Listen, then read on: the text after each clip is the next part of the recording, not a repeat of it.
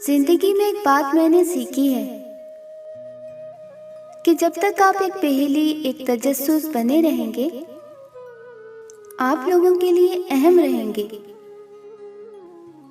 जहां आपने किसी को अपना समझ के अपना आप उसके आगे खोल दिया, वहीं आप एक फालतू और गैर अहम इंसान बन के रह जाएंगे।